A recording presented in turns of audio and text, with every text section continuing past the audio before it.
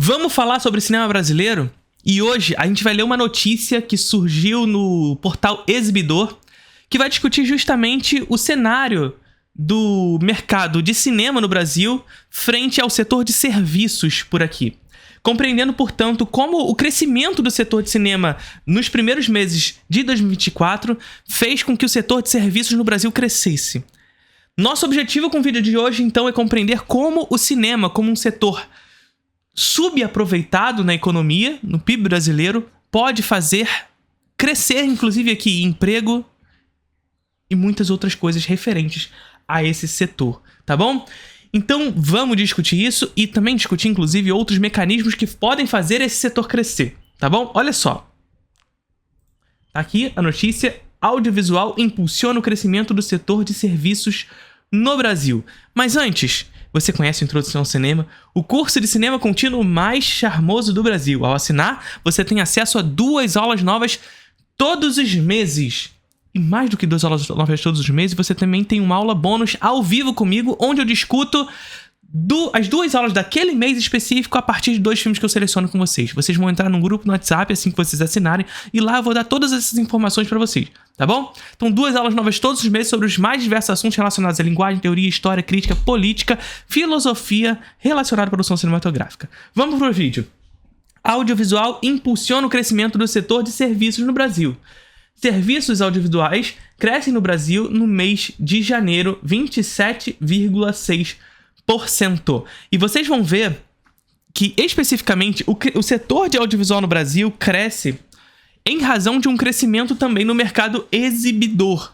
E mais especificamente, e o que mais nos encanta aqui, que nos dá mais respostas sobre esse crescimento, é ter a compreensão de que o setor de audiovisual no Brasil cresceu 27,6% em razão, muito por causa de filmes brasileiros.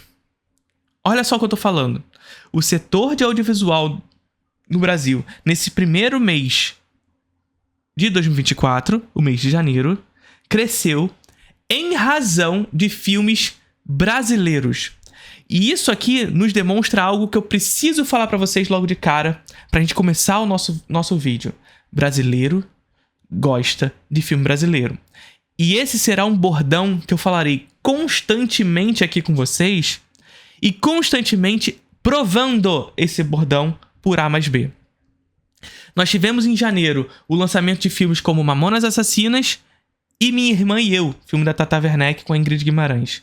E a despeito da qualidade ou não desses filmes, apesar de eu gostar de Minha Irmã e Eu, já falei isso pra vocês algumas vezes, não assisti Mamonas Assassinas ainda, são filmes importantes para a construção de público no cinema brasileiro.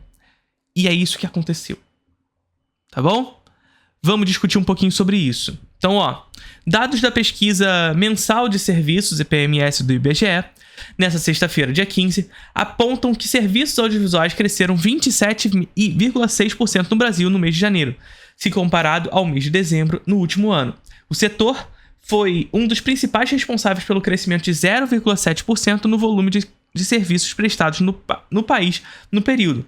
Esse, aliás, é o terceiro resultado positivo consecutivo do indicador, acumulando os principais responsáveis pelo... Acumulando o quê? Acumulando um ganho de 1,9%. As informações são do Diário do Comércio. Percebe? Tem mais um caso, inclusive, mas esse não é um caso de janeiro.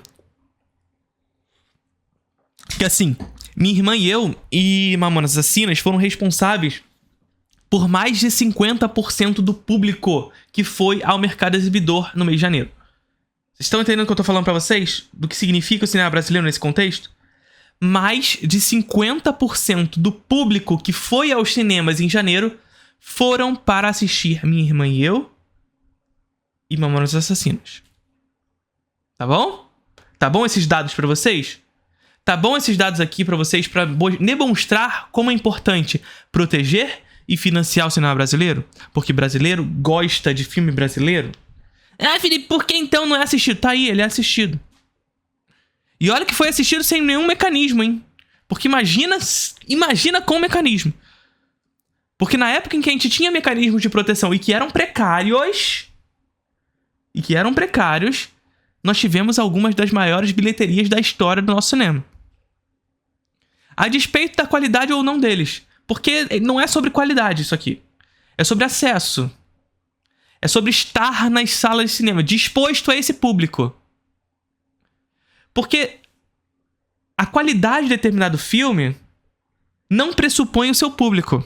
Ao contrário do que a direita gosta de dizer. Porque assim, essa é uma coisa que eu comentei num vídeo que o Chocolate Expresso, meu camarada de coletivo agora, a Soberana, publicou num vídeo que ele fez no Reels, tá?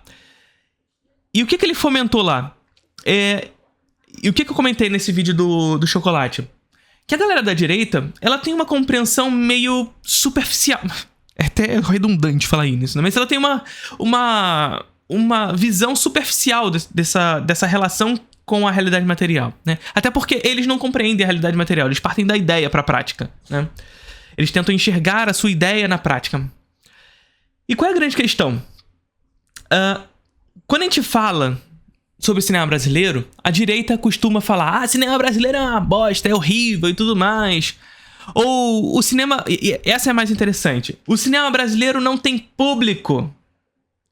Ou seja, o que eles estão fazendo é uma análise de um determinado sintoma, que é verdadeiro. Então olha só o que eu tô falando. A direita, ela até consegue enxergar os sintomas de determinada questão. O cinema brasileiro não é assistido. Nós sabemos disso. A realidade material nos diz isso. O cinema brasileiro não é assistido. O grande problema é quando você vai tentar encontrar a causa. Tentar dizer o diagnóstico, portanto. Por que o cinema brasileiro não é assistido? E o que eles fazem? Eles vão na superfície. Eles não vão na raiz do problema. Eles não vão buscar, por exemplo, o cinema brasileiro não é assistido porque o capitalismo produz contradições que impedem que o cinema brasileiro seja assistido. E esse mesmo capitalismo que reproduz essas contradições precisa mitigar esses problemas, por exemplo, a partir de cota de telas e regulamentação do streaming, para que esse cinema brasileiro possa ser acessado e, porventura, construir público. Veja só, de maneira bastante rasa e rápida aqui, eu disse pra vocês algum diagnóstico dando uma resposta pra isso. O que a galera da direita liberal vai falar? O cinema brasileiro não é assistido porque é ruim. Ou seja, eles dão a resposta sobre o cinema brasileiro não ser assistido no produto final. No produto já feito. Só que esse produto já feito, ele passou por todo um sistema produtivo de produção, distribuição e exibição. Mercado produtor esse que é monopolizado no Brasil e no mundo. Mercado exibidor esse que é monopolizado no Brasil. E sendo esse mercado monopolizado no Brasil, está a serviço, está com o rabinho entre as pernas para o mercado distribuidor internacional, que é monopolizado na mão de Hollywood, sobretudo. Então veja, existe toda uma condição específica que faz com que esse produto que eles só enxergam o final cheguem até as salas de cinema, que está intimamente relacionado a um monopólio de produção, distribuição e exibição na mão do estrangeiro, em uma escala maior, e na mão da Globo Filmes em uma escala nacional. Percebe? Então não cabe, não tem como a gente simplesmente analisar o filme sem perceber todo esse processo produtivo. O cinema brasileiro não é assistido não é porque o filme é ruim. E o filme pode até ser ruim, alguns filmes brasileiros serem ruins. Mas, mais uma vez, a qualidade de um filme não determina o tanto que ele é assistido. Não determina público. Porque se assim fosse, a lista de maiores bilheterias de todos os tempos seria a lista de maiores filmes de todos os tempos. E não é. Até porque, se fosse, a resposta que a gente teria pra isso é que só os Estados Unidos sabem fazer filme. Tá ligado? Então, qualidade de filme não determina o tanto de público ele vai ter. E o filme ser ruim não determina ele não ter público. Beleza? Vamos lá. E um outro caso que eu esqueci que eu ia falar e lá no início eu acabei esquecendo. Mas não vai estar aqui no caso, porque esse aqui são dados de janeiro. Mas a época do lançamento, não sei como é que tá agora, mas a época do lançamento, Farofeiros 2, filme brasileiro, tinha mais bilheteria do que Duna 2. esse filme aí, hollywoodiano. Tá ligado? Existe uma resposta pra isso? Um porquê isso está acontecendo? Existe. E eu já vou falar isso com vocês, tá bom? Existe um motivo pelo qual os filmes brasileiros estão voltando, mesmo com proteções precárias, a ganhar esse público. E eu já vou responder sobre isso com vocês, tá bom? Me lembrem. Avatar é o melhor filme de todos os tempos? Avatar é até bom, tá? Titanic tá lá e é bom. Não tô falando que a lista de melhores bilheterias de todos os tempos também não tem filmes bons. Mas, porra, Jurassic World, tá ligado? Porra, me respeita. Me respeita que vocês vão considerar Jurassic World como um dos maiores filmes de todos os tempos. Os principais responsáveis pelo crescimento foram o serviço de audiovisual, que incluem o cinema, a TV fechada e as plataformas de streaming. A título de comparação, as atividades de informação e comunicação cresceram 1,5%. Os serviços profissionais, administrativos e complementares cresceram 1,1%, enquanto transportes 0,7%. Com os números de janeiro, o setor de serviços se encontra 3,5% acima da meta de fevereiro de 2020, pré-pandemia.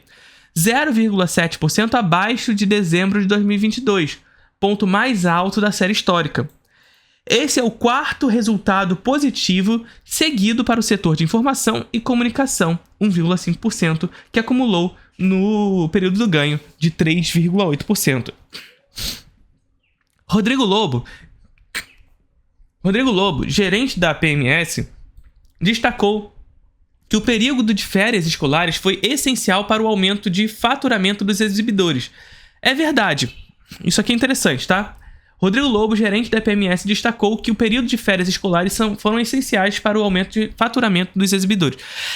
É interessante perceber isso e, mais interessante ainda, ter a compreensão de que, para além disso, Hollywood prioriza o lançamento de filmes tendo como público-alvo o público infantil nas férias de meio de ano.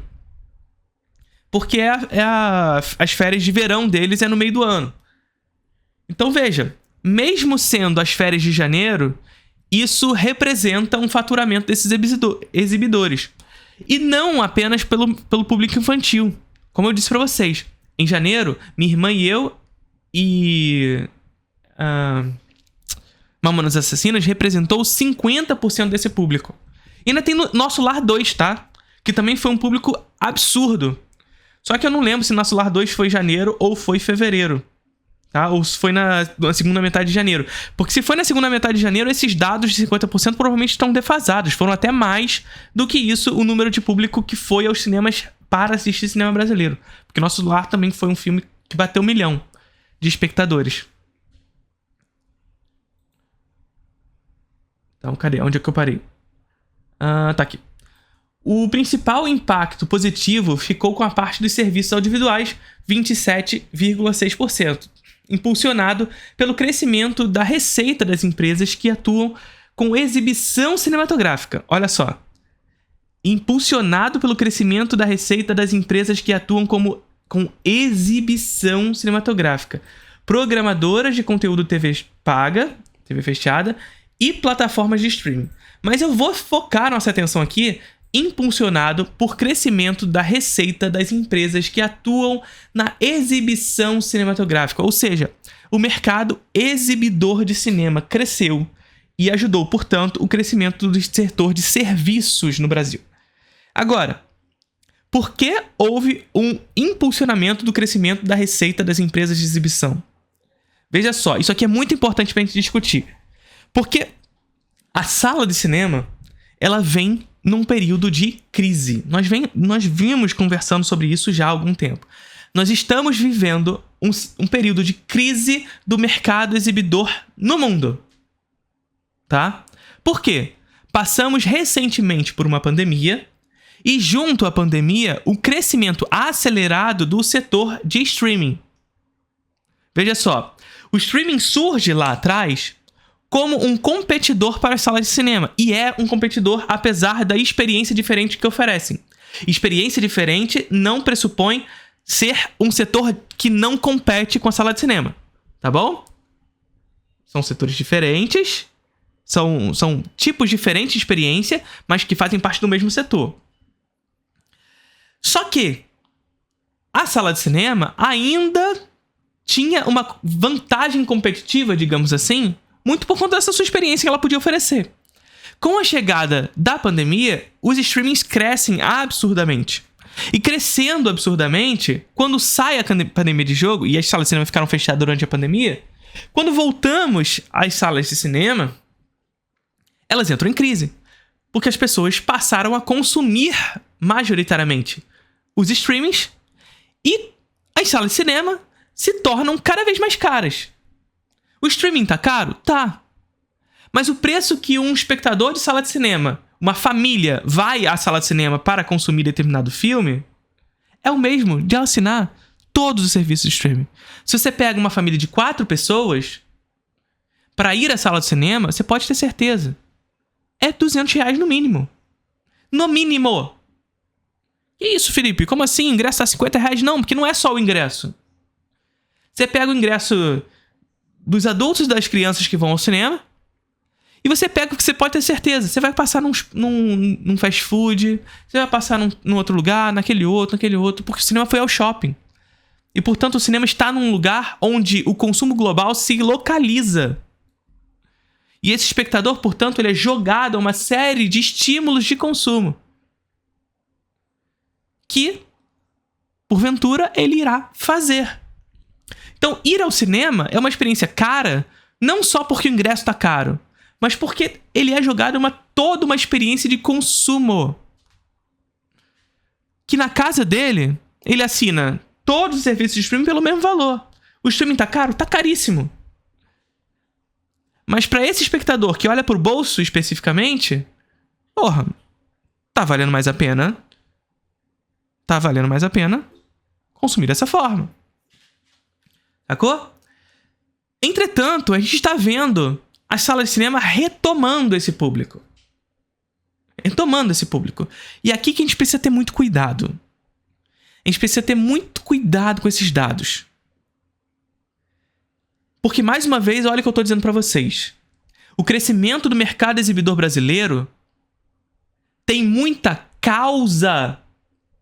A causa desse crescimento no cinema brasileiro. Ou seja, o cinema brasileiro é um dos principais responsáveis pela volta do crescimento do mercado exibidor no Brasil. Mais uma vez dizendo, em janeiro, nós tivemos Minha Irmã e Eu, Nosso Lar 2 e Mamonas Assassinas com públicos relevantes que representaram mais de 50% do público que foi até as salas de cinema nesse mês. De novo, mais de 50% dos espectadores que foram a uma sala de cinema no mês de janeiro foram para assistir a um desses 3 filmes.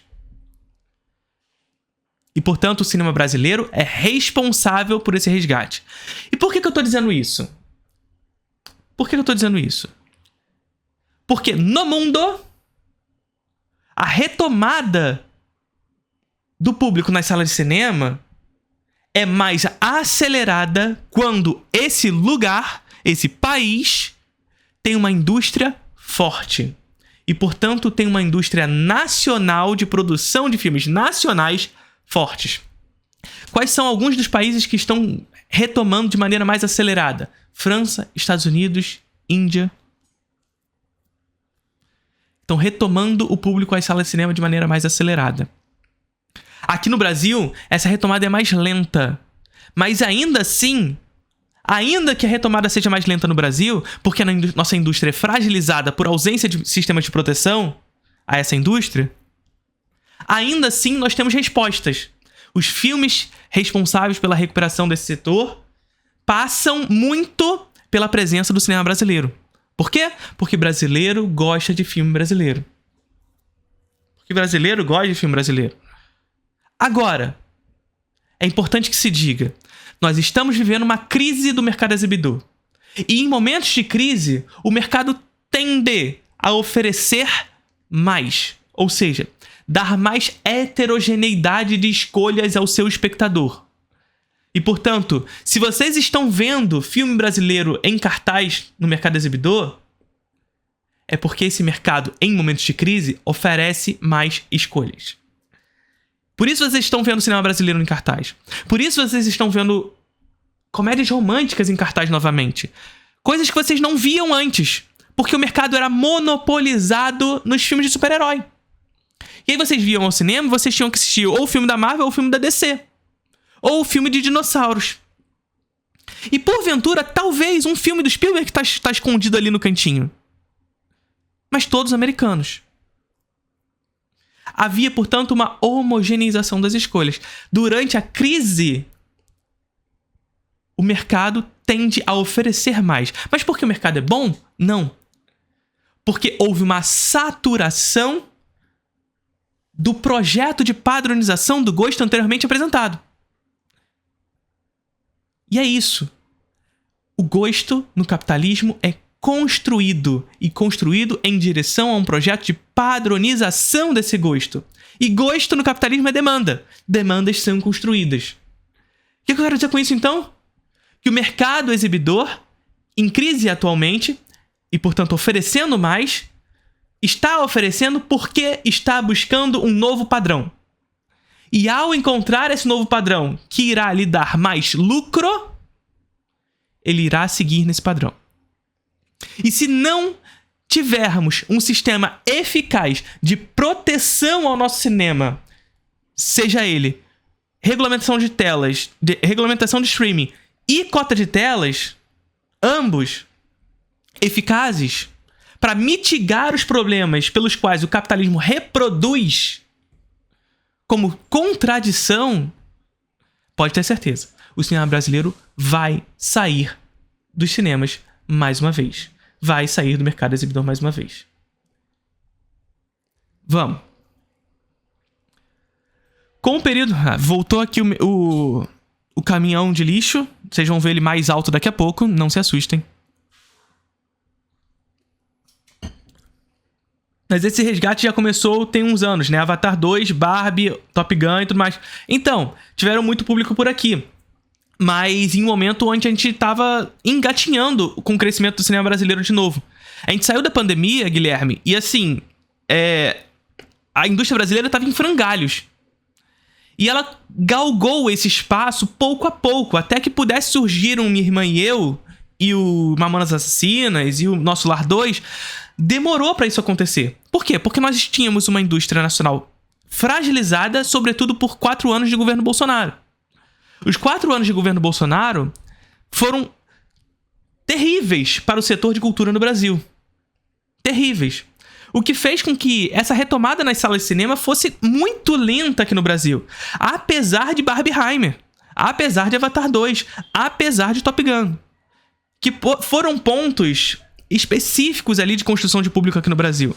Mas para além desses públicos, o cinema brasileiro, o mercado exibidor brasileiro, cresceu muito lentamente. Voltou a crescer muito lentamente. Salas de cinema no Brasil fecharam. E nosso mercado exibidor já é curto. Já é pequeno. Nós temos menos salas de cinema no Brasil inteiro do que na Califórnia. A gente tem muito menos sala de cinema do que no México. E nossas salas de cinema são geograficamente concentradas na região sudeste e especificamente São Paulo. Dados de 2016 e, portanto, pré-pandemia, porque depois é ainda menos, provavelmente, dados de 2016 mostram que aproximadamente 1.300 salas se concentram em São Paulo. Sabe quantas salas o Brasil tinha em 2016? 3.500. 3.500. 1/3 das salas se concentram em São Paulo. 1/3 das salas se concentram em São Paulo. Somado a isso, a pandemia fez com que o mercado produtor brasileiro, a produção de filmes brasileiros, entrasse em crise também. A pandemia e governo Bolsonaro, que cortou investimentos em cultura. O nosso setor produtivo, então, entrou em frangalhos nesse momento. E se não há filme sendo produzido, não há filme exibindo. Se não há filme sendo produzido, não há filme sendo exibido. E eu não tô nem fazendo uma correlação de que se tem filme pronto, tem exibição dele. Porque não funciona dessa forma, porque o mercado exibidor é monopolizado e, portanto, é refém do mercado estrangeiro. Tá ligado? Então, a princípio, olha só o que eu tô falando, Guilherme. A princípio, as nossas salas de cinema foram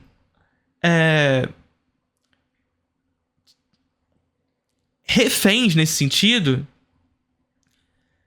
do produto hollywoodiano.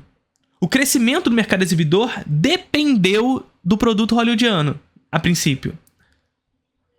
E, de fato, houve alguns pontos específicos que funcionou. Barbenheimer, Avatar, Top Gun. Eu não sei nem especificamente como foi o público desses filmes no Brasil, tá? Isso é importante dizer também, Guilherme.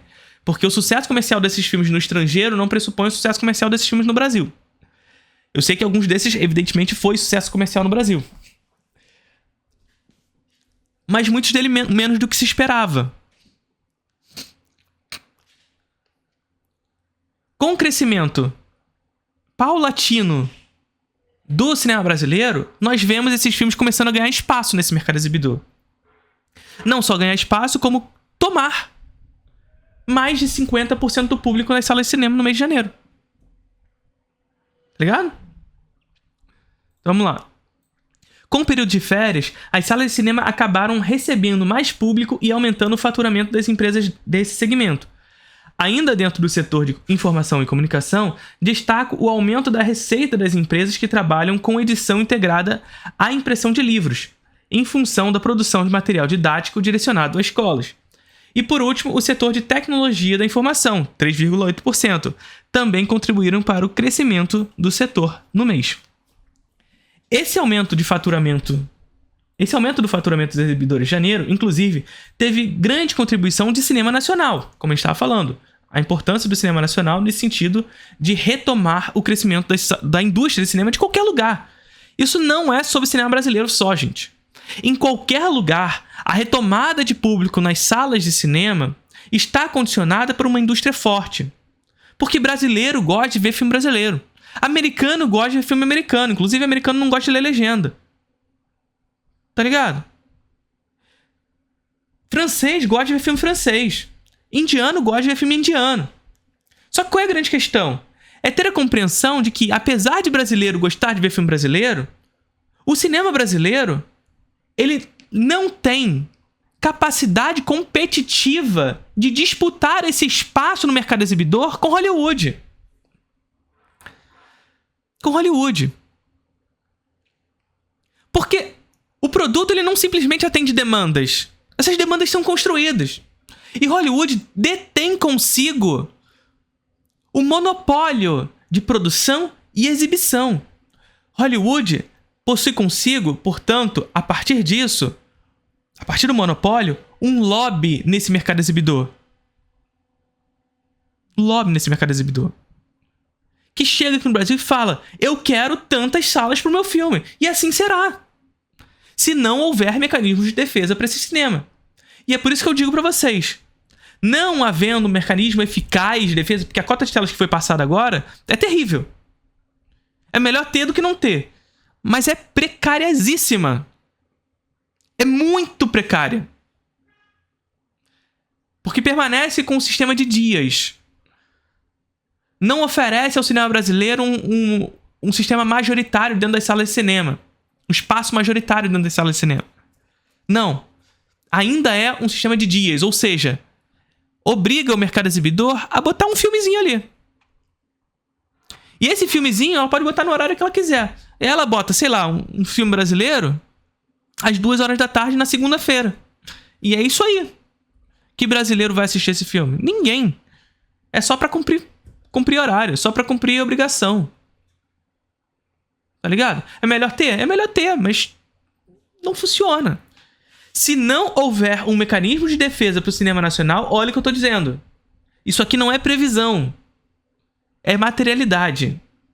Isso não é previsão, é materialidade. Se não houver mecanismos de defesa para o cinema nacional eficazes, regulamentação de streaming, cota de telas, o cinema brasileiro vai sair das salas de cinema mais uma vez. As produções brasileiras registraram um aumento de 2.200% nas vendas de ingresso no mês.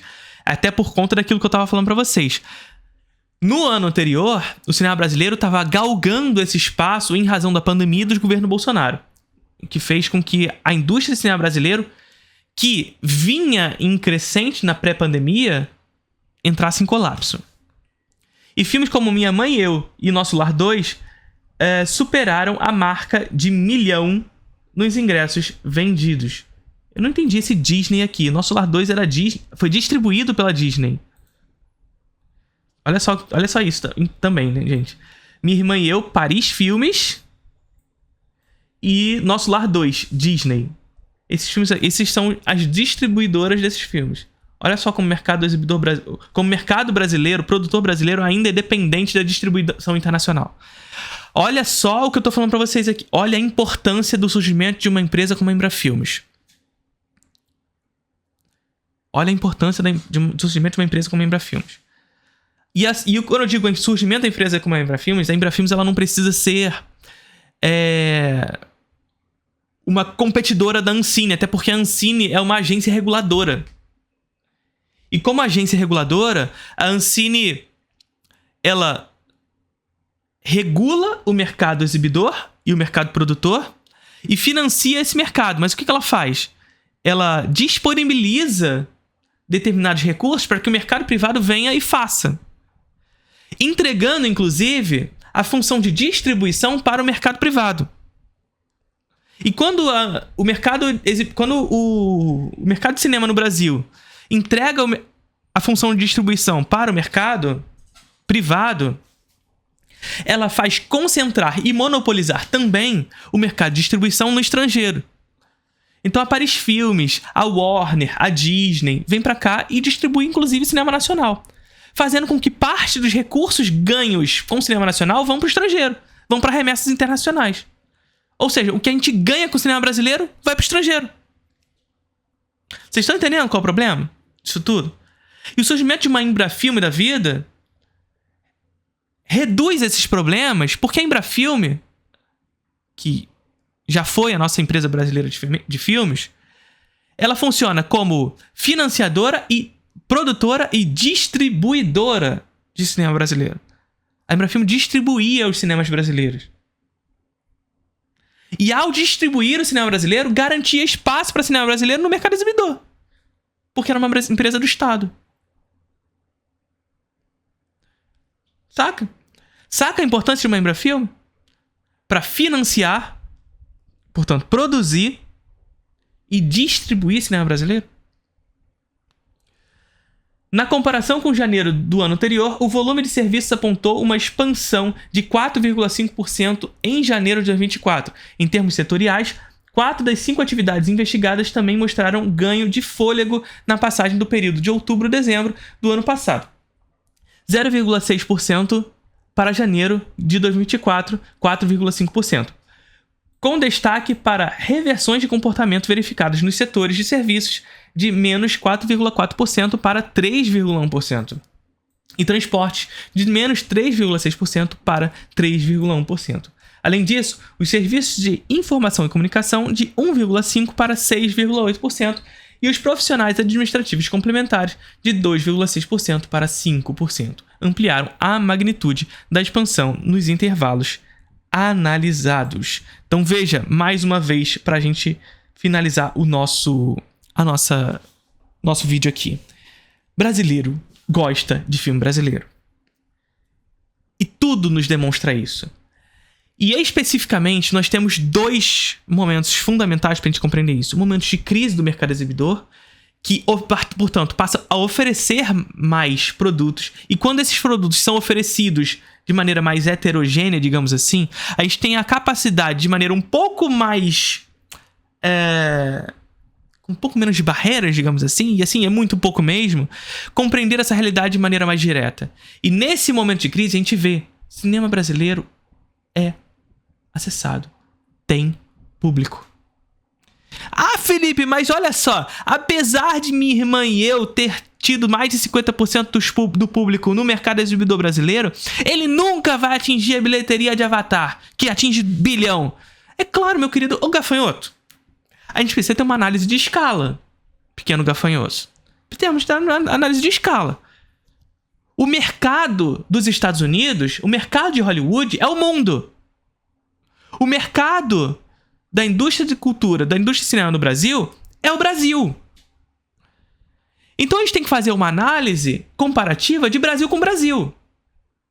E Farofeiros 2 estreou com mais público que Duna 2. Essa é a realidade. E eu não tô falando nem de qualidade de filme. Porque, mais uma vez, qualidade não pressupõe público. Qualidade não pressupõe público. Caso contrário, a lista de maiores bilheteiros de todos os tempos não seria aquela. Não seria aquela. Tá bom?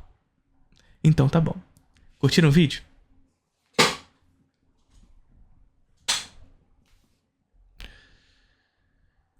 Não entendi. Qual o problema de sistema de cotas de tela no cinema? Nenhum problema, muito pelo contrário, Vanessa. O que eu falei aqui é falando que precisa ter cota de telas. Não entendi a sua pergunta. Você tá falando referente à cota de telas atual? Porque é isso, Vanessa. É isso que eu falei pra você. A cota de telas ela é necessária. Só que a gente precisa discutir que cota de telas a gente quer. A regulamentação do streaming ela é necessária, mas a gente precisa discutir que regulamentação do streaming que a gente quer. Entendeu? Então, assim, por exemplo, cota de telas. A gente precisa... E aqui é a minha opinião, tá ligado? Minha opinião. Cota de telas, pra mim, precisa ser majoritária para o cinema nacional. Ou seja, 51% dos espaços do exibidor precisa ser para cinema brasileiro. 51% para cinema brasileiro. Além disso, a cota de telas ela não pode se limitar a simplesmente separar o número de salas para cinema brasileiro. Por quê? Porque o monopólio ele funciona a partir de escalas. Uma escala internacional, pelo qual Hollywood impera, e uma escala nacional, pelo qual, aqui no Brasil, a Globo Filmes impera. Nesse sentido, separar o número de salas para cinema brasileiro tão somente garante que esse mercado monopolizado na Globo Filmes ocupe todas essas salas. Ou seja, além de separar um número percentual de salas para cinema brasileiro, a gente precisa garantir que dentro desses 50% haja diversidade de cinema brasileiro. Como, por exemplo, dentro desses 50%, também criar um percentual para cinema independente. Ou seja, dentre esses 50%, pelo menos 20% desses filmes tem que ser cinema independente brasileiro. Mais que isso, dentro desses 50%, 40% desses 50% de filmes limitando para um único filme. Então, um único filme só pode ocupar 40% dessas salas destinadas para cinema brasileiro. Para quê? Para não concentrar o cinema brasileiro dentro desses aspectos. Mais que isso, dentre os 50% que sobra para filme estrangeiro, limitar também o número de salas para um único filme, para que não seja monopolizado também a exibição de filme estrangeiro. Porque eu também quero assistir filme estrangeiro. Mas eu não quero assistir somente o Avatar. Somente o Vingadores. Eu quero ter a escolha de ir à sala de cinema e poder assistir o Godzilla Minus One. Que eu, porventura, consegui assistir porque eu estava em São Paulo nesse momento. E eu assisti na semana de lançamento. Mas se eu esperasse 1 ou 2 semanas, já não ia mais assistir porque estreou Aquaman 2. Tá ligado? Então a gente tem que discutir que cota de telas a gente quer. E a cota de telas que a gente tem hoje, ela é importante? É. Mas ela é muito pouca. Ela é muito precária. Porque ela funciona a partir de um sistema de dias. Ou seja, dias no ano pelo qual o cinema brasileiro tem que estar em cartaz. E são poucos dias. Se eu não me engano, é um pouco mais de 50 dias. E sim, sistema de dias não faz com que esse mercado exibidor seja obrigado a determinados outros artifícios. Como, por exemplo,